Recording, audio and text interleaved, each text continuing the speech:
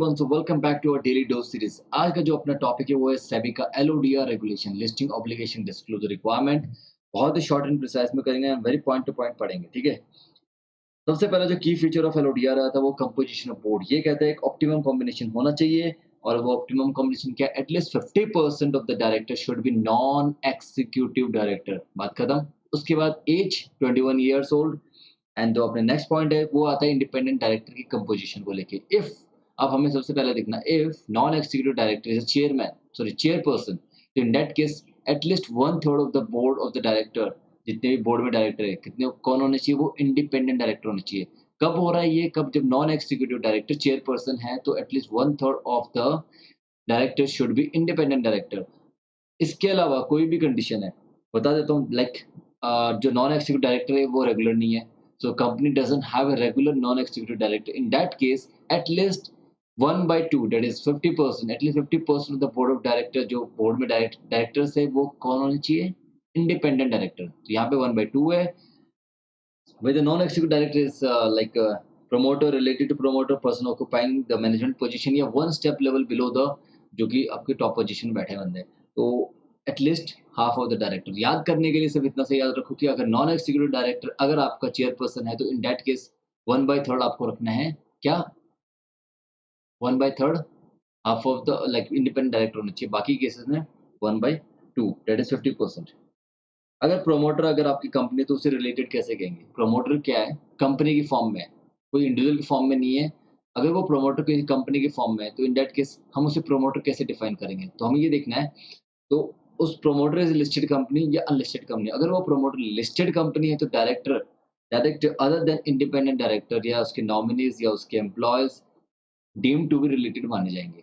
अगर वो director promoter जो है एक अनलिस्टेड कंपनी है तो उसके साथ डायरेक्टर, नॉमिनीज, एम्प्लॉयज सारे के सारे माने जाएंगे। बट लिस्टेड में आपको ध्यान रखना है कि जो इंडिपेंडेंट डायरेक्टर है ना वो रिलेटेड नहीं माना जाएगा, ठीक है।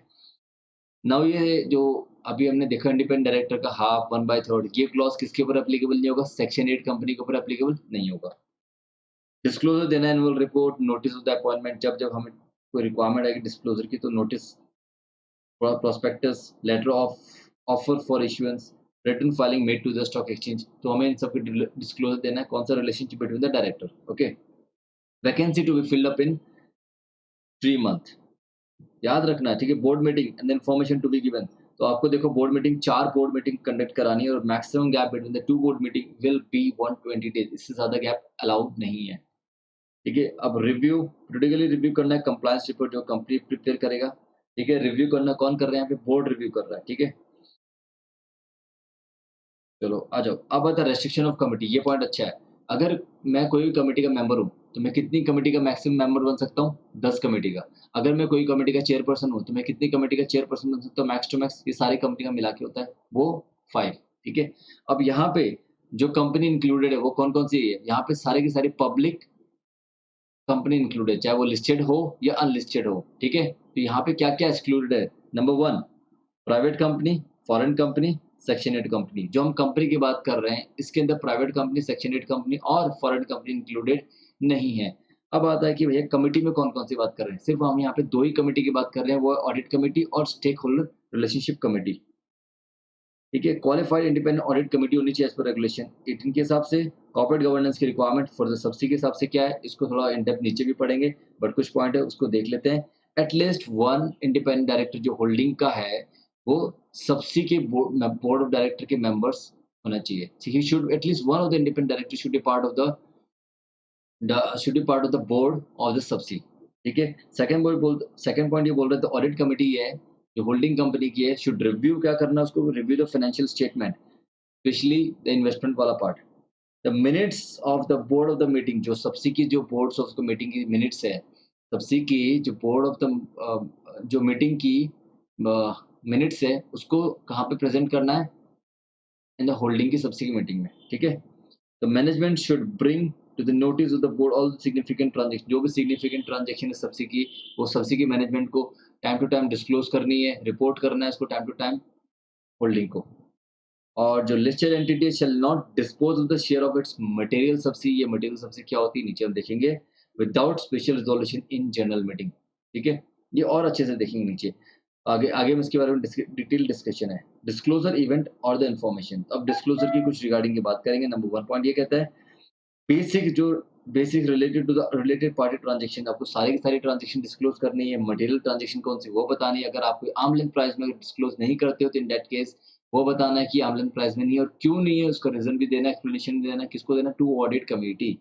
ये यहाँ पे खत्म हो जाता है। उसके बाद आता है अकाउंटिंग ट्रीटमेंट। अगर आप in case of non compliance with accounting standard, तो आपको ये बताना है कि मैंने ये नॉन डिस्क्लोज, ये आपको डिस्क्लोज करना है कि मैंने ये इन कंप्लायंस किया है और क्यों किया है वो बताना है कि और किस तरह से वो एक ज़्यादा बेटर प्रेजेंटेशन दे रहा है in comparison to accounting standard.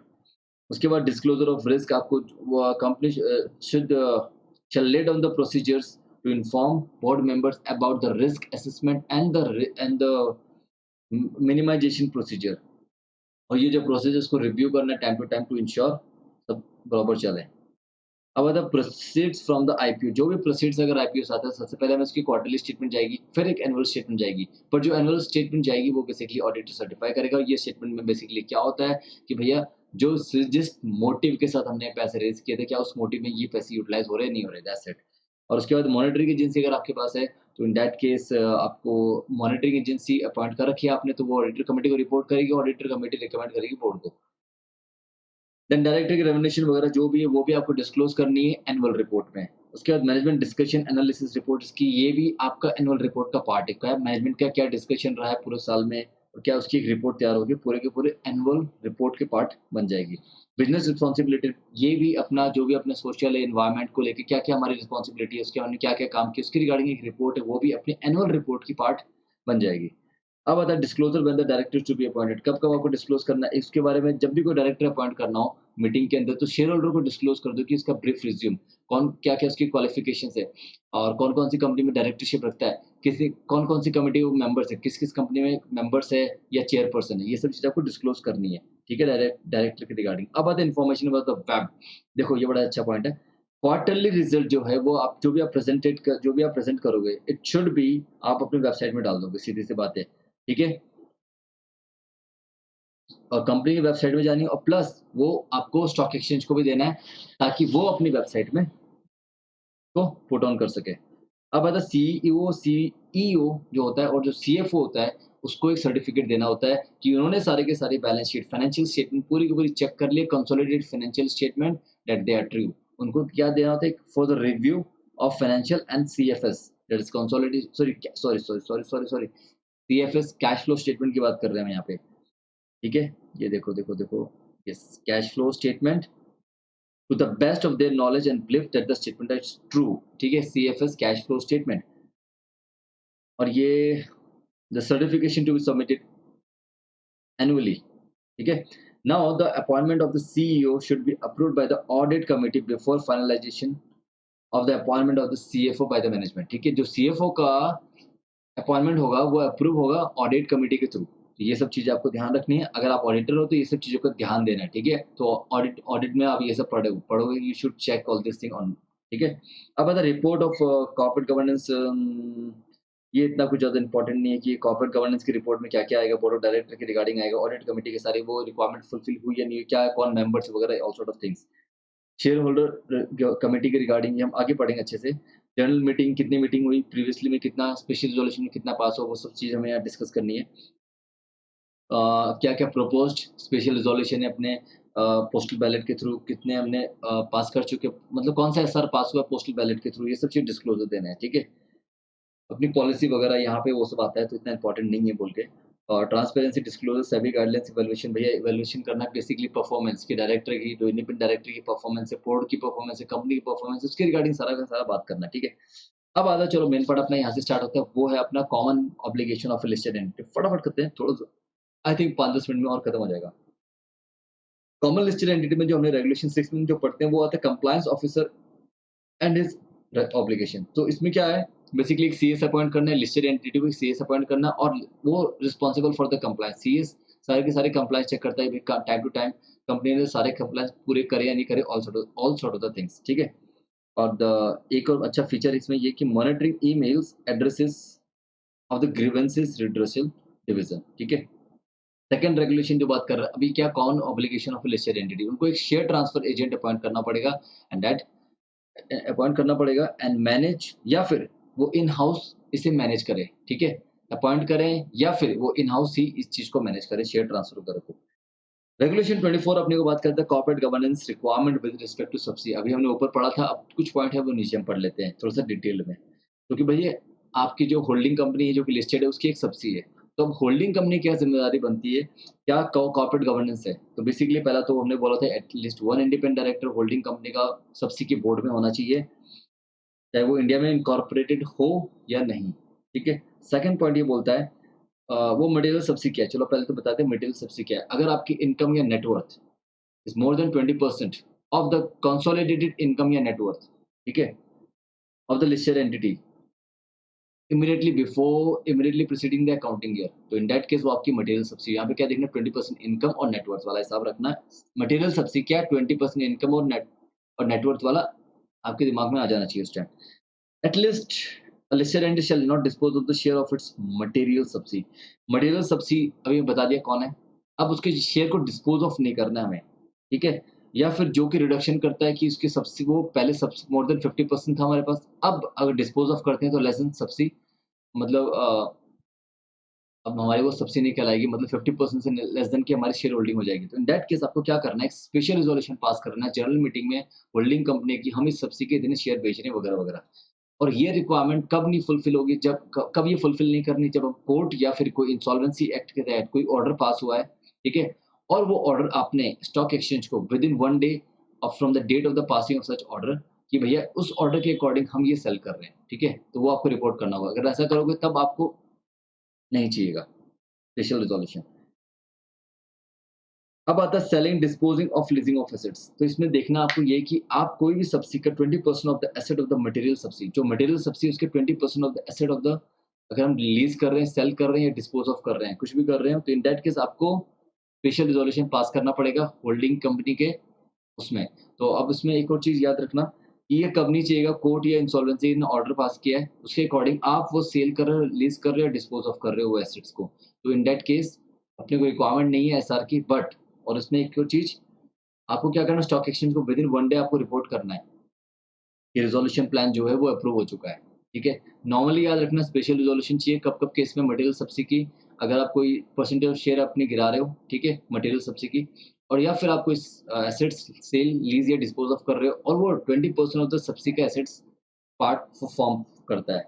अब आते हैं कुछ क्वार्टरली कंप्लायंसेस। सबसे पहले 21 दिन की कंप्लायंसेस है। क्वार्टरली कंप्लायंसेस 21 दिन में क्या है कि एक स्टेटमेंट देनी है, सॉरी पहले हेडिंग पढ़ लो।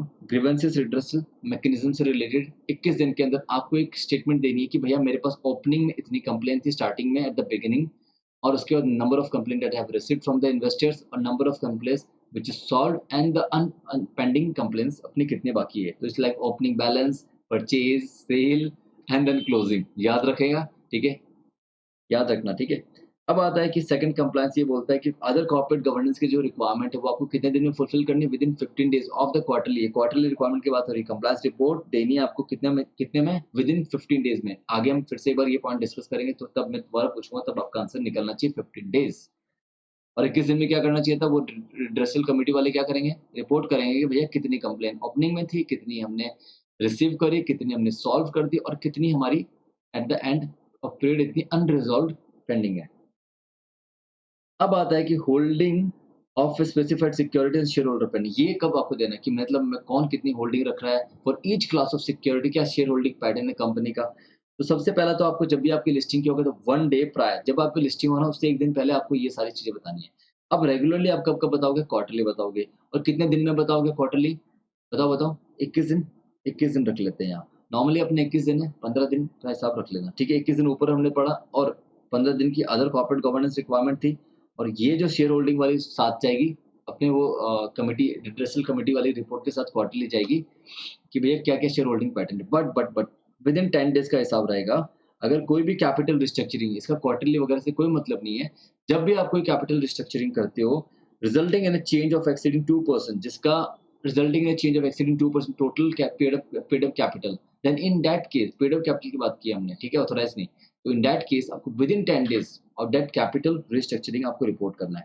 फाइनेंशियल रिजल्ट की बात करें तो आपको क्वार्टरली जाएँगे, क्वार्टरली आपके जो फाइनेंशियल रिजल्ट है जाएँगे विद इन 45 डेज़, ठीक है? Within 45 days at the end of the quarter plus आपका इसमें क्या जाएगा year to end year to the date जब तक आप वो रिपोर्ट क्वार्टर खत्म हो रहा है year to the date standalone financial result भी आपका साथ में जाएगा क्या देखते क्वार्टरली जाएगा plus year to end standalone not consolidated चलो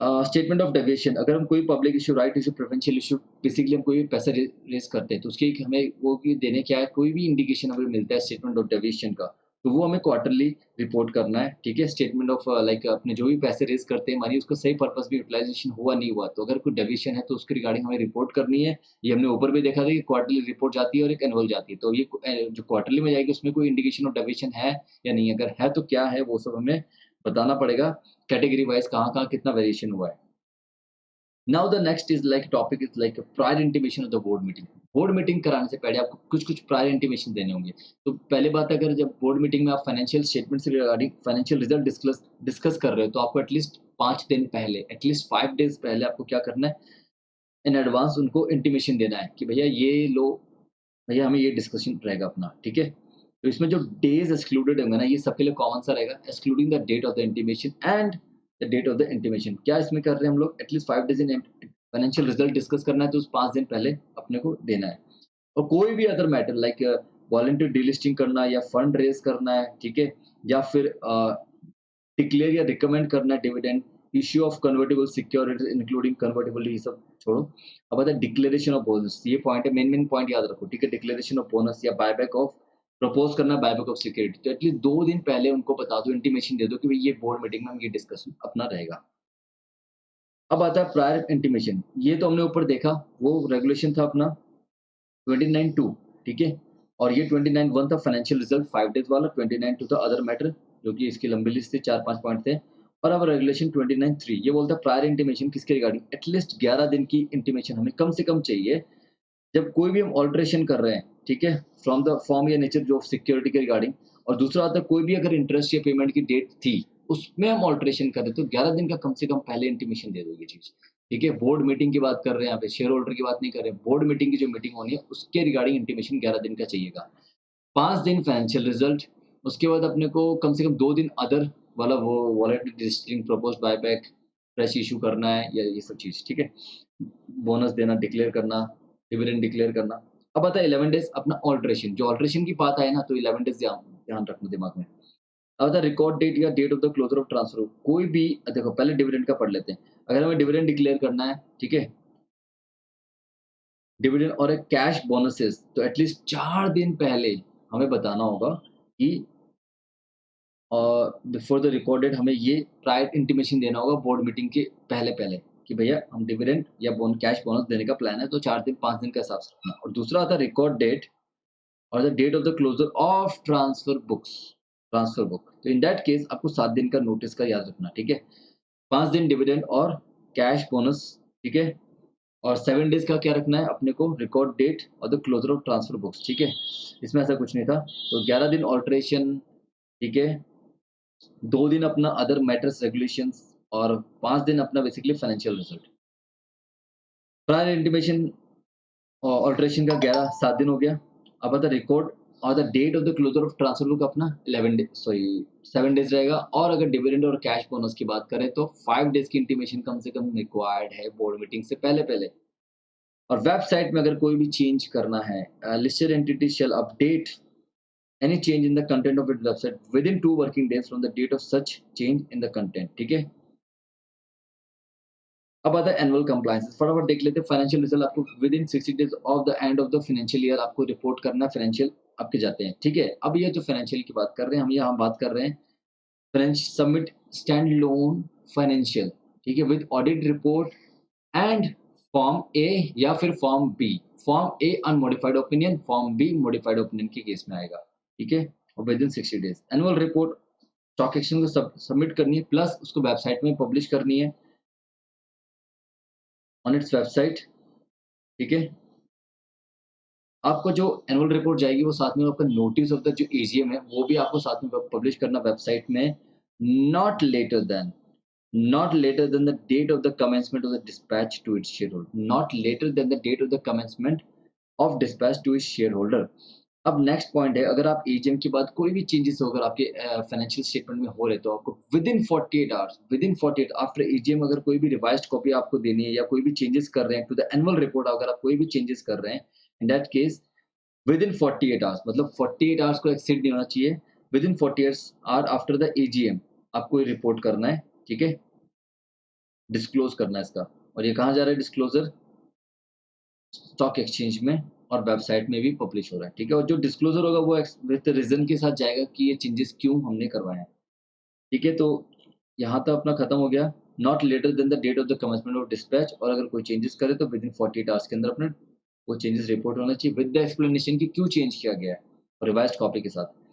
अब कोई भी document and information to the share holder अगर हमें देनी है, मतलब कोई भी जो एजीएम के लिए हम कंडक्ट कराते हैं, फॉर एग्जांपल आज एजीएम होनी है, तो 21 दिन पहले के लिए कम से कम शेयर होल्डर को वो इन्फॉर्मेशन दे दो भैया। ये बैलेंस शीट दे दो, फाइनेंशियल स्टेटमेंट दे दो, एनुअल रिपोर्ट दे दो ये, तो एटलीस्ट वो पढ़ सके उसके अकॉर्डिंग वो अपने उसके अकॉर्डिंग अपनी वोटिंग कर सके, ठीक है? तो ये चीज़ यहाँ पे आता है। अब role of compliance officer, basically यहाँ पे सीएस अपना कंप्लायंस ऑफिसर है, और वो इंश्योर करेगा कि AMP promoter compliance with the obligations, coordination with the board and the stock exchange, report to the board and the stock exchange, ensure correct, authentic, comprehensive into is filled, sorry, info in the field, monitor email of the grievances। ये point मैंने पहले ही बताया था, monitor करना इसका काम है, क्या ईमेल ऑफ द ग्रीवेंसेस वाली, ग्रीवेंसेस रिड्रेसल वाली, ठीक है? फैसिलिटेट मीटिंग्स करना, represent the board about the compliances, तो इन सब बेसिकली सारे कंप्लायंस का इंश्योर करना, उनको गाइड करना है कि कैसे करने हैं वगैरह वगैरह, ये सब चीज़ें काम करने हैं किनको, कौन करेगा? Compliance officer. ठीक है, अब आता है कॉर्पोरेट गवर्नेंस। 2 टॉपिक है, फटाफट खत्म करते हैं इसको। Approval of the related party transaction, अगर ऐसा कुछ भी होगा तो एक रिज़ॉल्यूशन पास करना, उस रिज़ॉल्यूशन का नाम है स्पेशल रिज़ॉल्यूशन, ठीक है? उसके बाद एक कंप्लायंस रिपोर्ट जाएगी on corporate governance. The following reports are submitted to the stock exchange, ठीक है? वो क्या है? क्वार्टरली कंप्लायंस रिपोर्ट जा रही है to be submitted within 15 days. जो क्वार्टरली कंप्लायंस रिपोर्ट मैंने पहले भी ऊपर बोला था विद इन 15 डेज़ जाएगी, और जो एनुअल कंप्लायंस रिपोर्ट भी एक साथ में जाएगी वो है with in 6 months from the end of the financial year, ठीक है? अब आते हैं कमेटी के ऊपर। भैया टाइप्स ऑफ कमेटी कितनी होती है? ऑडिट कमेटी होगी, सबसे पहले उसके रिगार्डिंग पढ़ते हैं। ऑडिट कमेटी में अपने को जो देखना है, कम से कम क्या, एटलीस्ट मिनिमम 3 डायरेक्टर ऐसे मेंबर होने चाहिए इसके, जिसमें से 2/3 ऑफ द इंडिपेंडेंट डायरेक्टर होने चाहिए। एटलीस्ट मिनिमम कितने अपने डायरेक्टर चाहिए? 3 चाहिए, और 2/3 ऑफ द इंडिपेंडेंट होने चाहिए। और सारे के सारे मेंबर यहाँ पे फाइनेंशियल लिटरेट है। कंपनी एक्ट वाला थोड़ा रिलैक्सेशन करता है, बट यहाँ सेबी का जो एलओडीआर रेगुलेशन है वो थोड़ा स्ट्रिक्ट है, और ये आपने ऑडिट में भी पढ़ा है, राइट? तो minimum 3 director, 2/3 of the director should be independent, all the member financial literate, at least one member shall have the accounting and the related finance management expertise, ठीक है? सारे मैनेजमेंट लिटरेट होने चाहिए, और एटलीस्ट एक ऐसा बंदा होना चाहिए जिसको फाइनेंशियली जो अकाउंटिंग वगैरह की इसकी नॉलेज होनी चाहिए। और जो चेयरपर्सन होगा ना उस ऑडिट कमिटी का, वो क्या होगा? इंडिपेंडेंट डायरेक्टर होगा, ठीक है? And shall be present at the AGM, ठीक है? अब जो company secretary shall as a secretary to the audit committee, the company secretary shall act as a secretary to the audit committee. Company secretary वो act करेगा secretary, ठीक है? बस इतने, यही मेन पॉइंट था। अब आता है meeting of audit committee. Meeting basically वही अपनी जो 4 बोर्ड मीटिंग और मैक्सिमम गैप 2 बोर्ड मीटिंग के बीच में 120 दिनों से ज़्यादा नहीं होना चाहिए। बात कर रहे हैं कोरम की, बेसिकली 2 मेंबर या 1/3 of the total members whichever is higher, और जिसमें से एटलीस्ट 2 इंडिपेंडेंट डायरेक्टर अपने रहने चाहिए।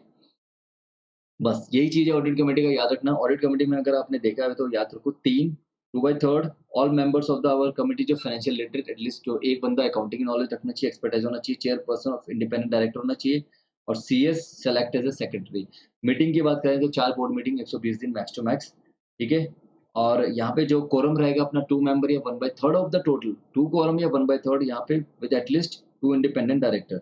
अब आता है नेक्स्ट कमिटी जो कि एनआरसी है, ठीक है? एनआरसी और ऑडिट कमिटी थोड़ी इंपॉर्टेंट मानी जाती है, ठीक है? जैसे हमने कैपिंग की देखी 10 और 5 की कैपिंग, वो सिर्फ़ और सिर्फ़ इस कमिटी के रिगार्डिंग था, ठीक है? 2 इन 2 कमिटी के रिगार्डिंग था। सॉरी वो उसमें स्टेक होल्डर रिलेशनशिप कमिटी था, एनआरसी इंक्लूडेड नहीं था। कौन-कौन सी 2 कमिटी थी जिसमें 10 और 5 की कैपिंग थी? Audit committee and stake holder relationship committee. अब बात करते हैं एनआरसी कमिटी की। एनआरसी कमिटी में क्या होता है बेसिकली बड़ा, it will consist of the nomination as follows, ठीक है? तो board of director of the consist of क्या-क्या? बेसिकली एटलीस्ट 3 डायरेक्टर चाहिए यहाँ पे, कम से कम 3 डायरेक्टर, और all the director should be non executive director. 3 director चाहिए इस कमिटी में, और सारे के सारे नॉन एग्जीक्यूटिव डायरेक्टर होने चाहिए, and at least 50% of them should be independent, ठीक है? 3 डायरेक्टर चाहिए, और सारे के सारे नॉन एग्जीक्यूटिव चाहिए, ठीक है? और 50% वाली क्राइटेरिया, ये 3 पॉइंट याद रखना। और जो चेयरपर्सन होगा ना इस कमिटी का, वो कौन नहीं हो सकता, बता दिया इन्होंने कि जो कंपनी का जो चेयरमैन है ना, जो लिस्टेड कंपनी का जो चेयरपर्सन है, वो इस कमिटी का चेयरपर्सन नहीं हो सकता। वो इस कमिटी का मेंबर बन सकता है बट चेयरपर्सन नहीं बन सकता। कौन? कंपनी का जो चेयरपर्सन है, वो इस कमिटी का चेयरपर्सन नहीं बन सकता, बट वो इस कमिटी का, जो कि एनआरसी कमिटी की बात कर रहे हैं, उस कमिटी का मेंबर बन सकता है, प्रोवाइडेड वो नॉन एग्जीक्यूटिव डायरेक्टर हो। SRC stake holder relationship committee, ये बेसिकली इन्वेस्टर्स की सब प्रॉब्लम सॉल्व वगैरह करने के लिए हिसाब से होता है।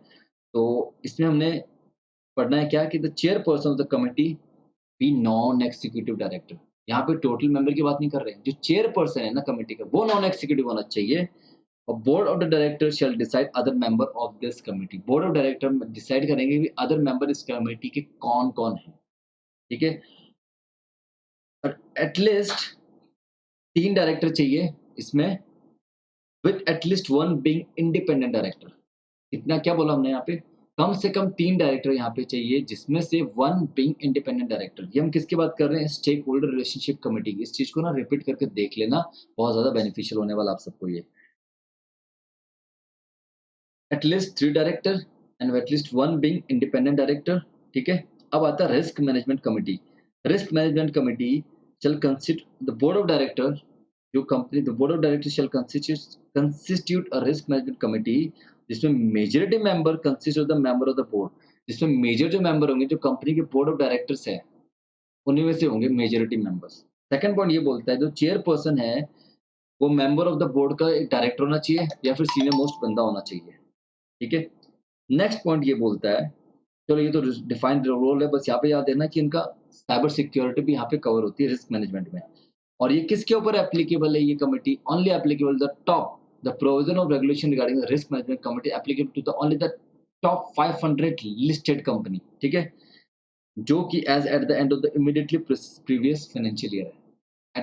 At the end of the immediate previous financial में जो टॉप 500 कंपनी, उसी के ऊपर ये रिस्क मैनेजमेंट कमिटी एप्लीकेबल होती है। और यहाँ पे आपका ये चैप्टर पूरा का पूरा खत्म हो जाता है, सेवी रिवीजन।